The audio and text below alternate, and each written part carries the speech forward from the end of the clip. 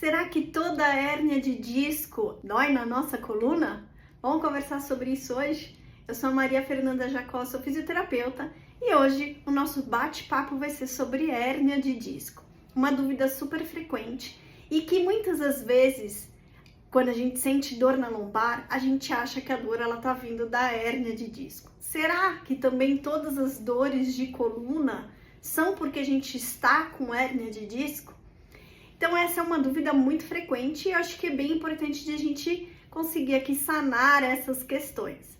Primeiramente, eu acho que vale a pena a gente explicar o que é hérnia de disco. Então quando a gente tem lá em nossa coluna e a gente tem as nossas vértebras, que são os nossos ossinhos da coluna, a gente tem 33 vértebras.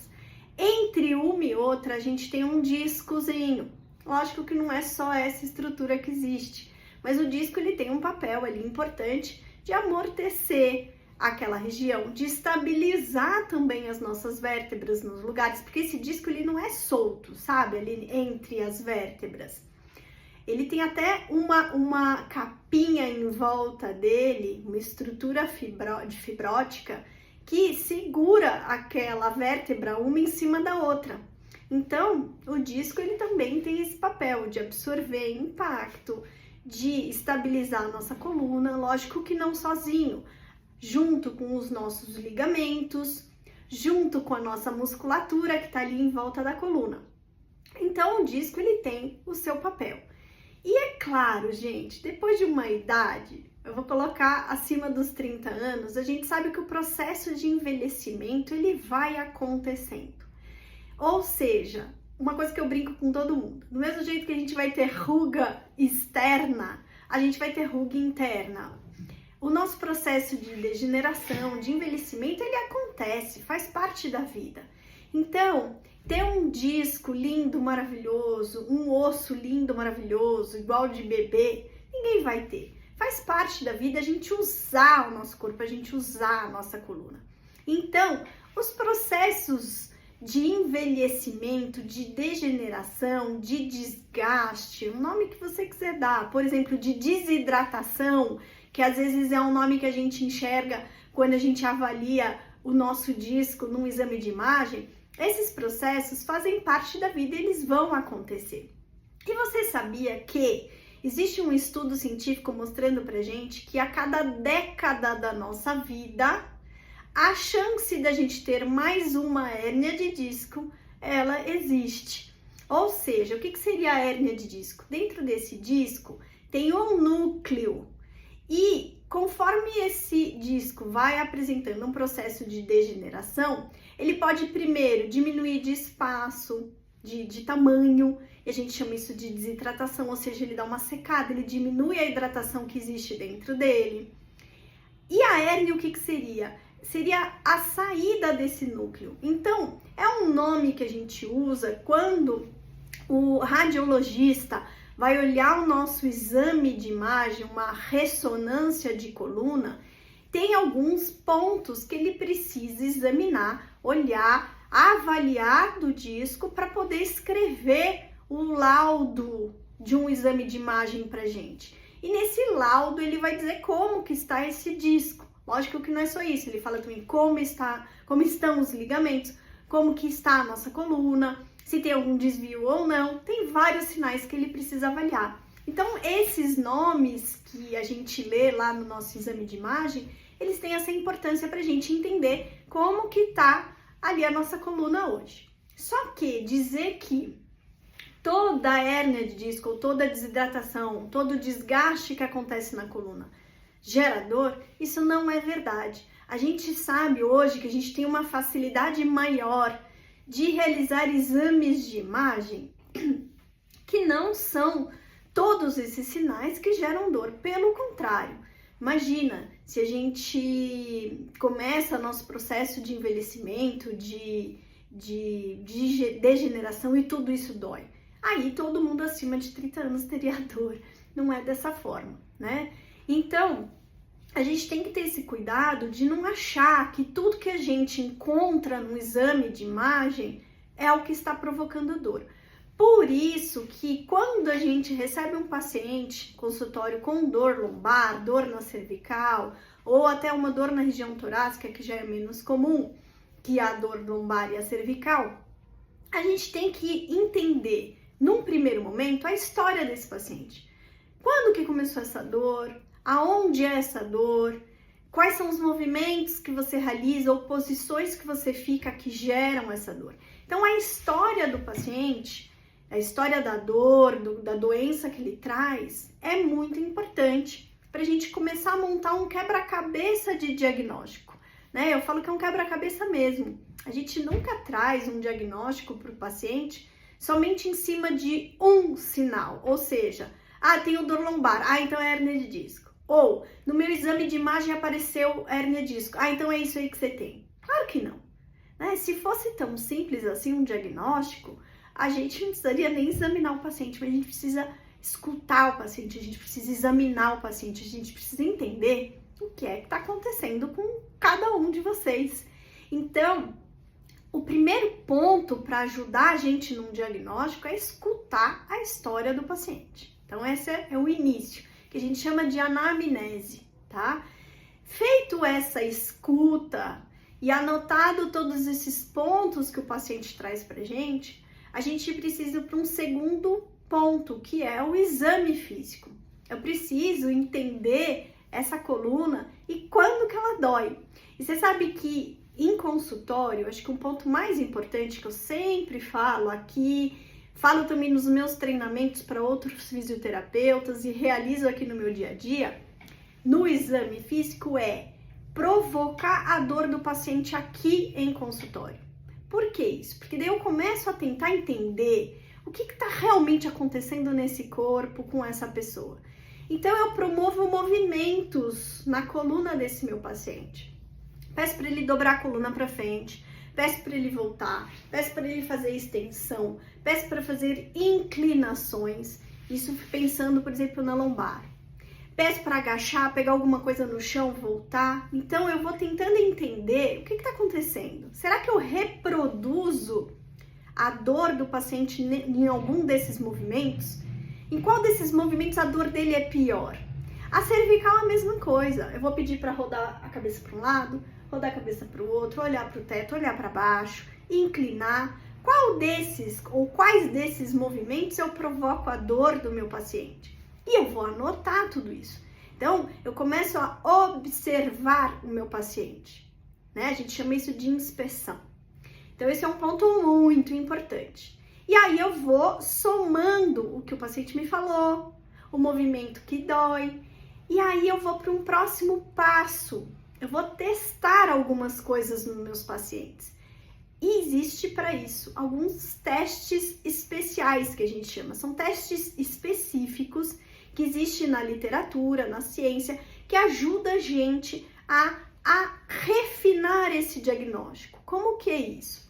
Eu começo, então, a expor esses pacientes a esses testes. Vamos supor que eu esteja desconfiando de alguma dor de nervo, tipo o ciático. O ciático acho que é um dos nervos mais conhecidos, mas a gente não tem só ele. Existem alguns testes provocativos do nervo ciático. Por exemplo, o teste LASEG, o SLAMP, são 2 testes que eu preciso realizar no meu paciente em consultório para testar, será que esse nervo dói?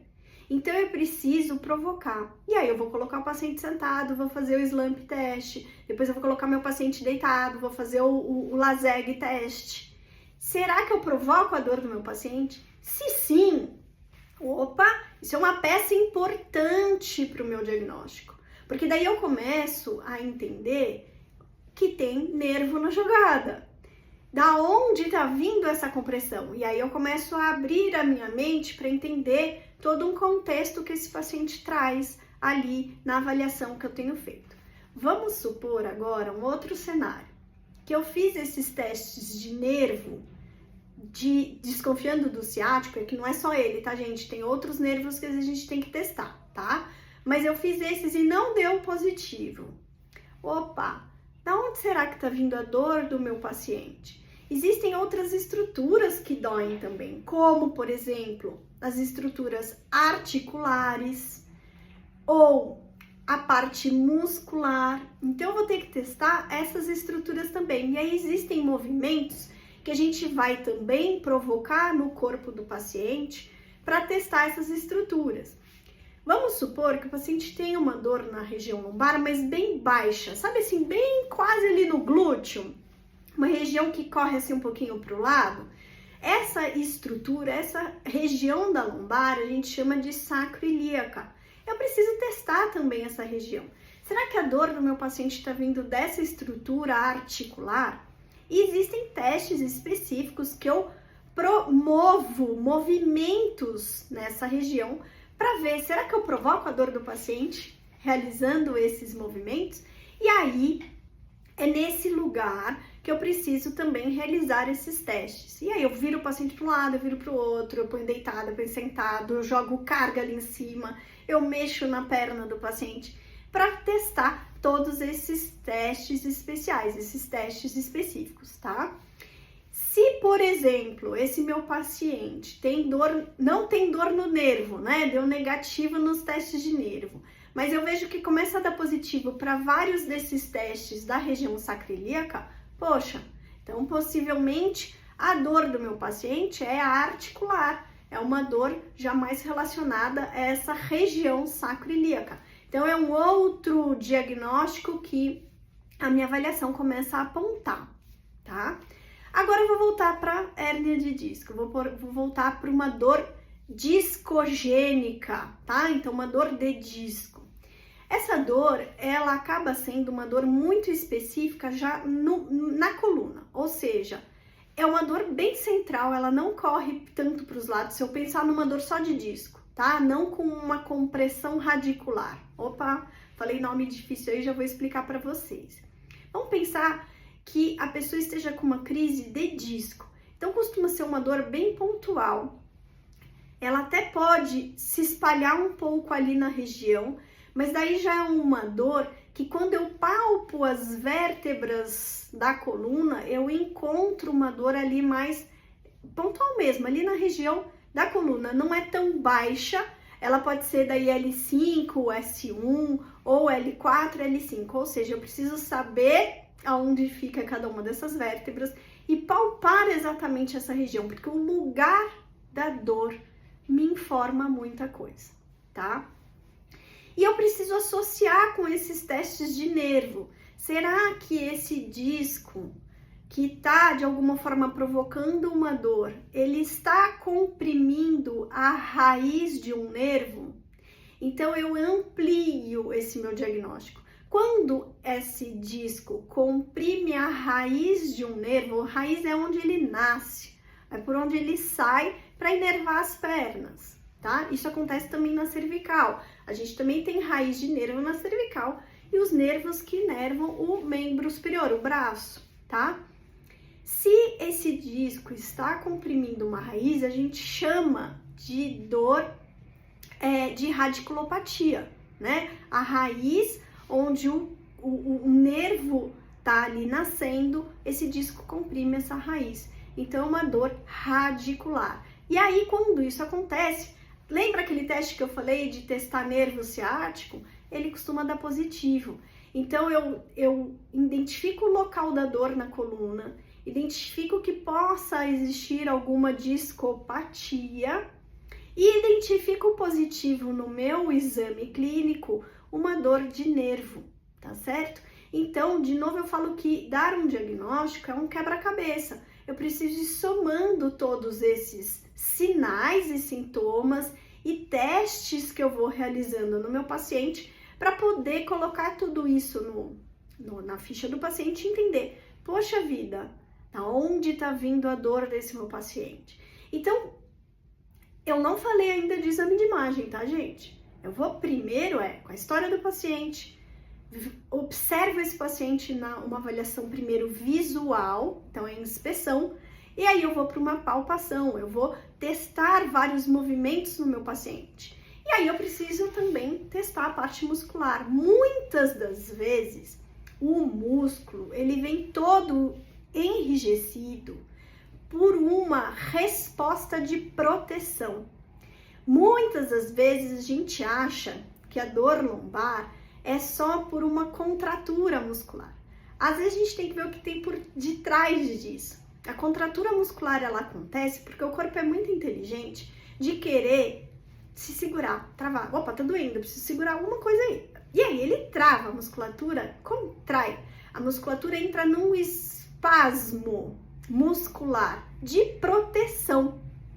E aí quando eu palpo essa musculatura em volta da coluna, uma muito comum é o quadrado lombar. Muitas vezes também acontece contraturas na região do glúteo. E eu também preciso palpar essa região do glúteo para ver, será que tem algum espasmo muscular ali protetor? E isso também gera dor, né? A dor muscular de um espasmo muscular, ela é presente também. E também é uma região que eu preciso tratar. Então, tomem cuidado para a gente não avaliar no nosso paciente, eu tô falando agora com um profissional da área da saúde, só a musculatura. Ah, eu vi que a musculatura tá rígida, então eu vou receitar para o paciente liberação miofascial. Cuidado para não diagnosticar o seu paciente somente por uma contratura muscular. Muitas vezes isso existe, mas você testou também nervo? Você testou também a parte articular? Se você tiver a certeza que não tem nada nessas outros quesitos, de questões de estrutura de nervo, de questão de estrutura articular, aí sim você pode afirmar que a dor do paciente é só miofacial, é só por questão muscular. Mas a gente precisa olhar sempre essas estruturas que estão por baixo, por trás, para ter a certeza que o paciente não está tendo uma dor também, ou de disco, ou articular, ou de nervo, tá?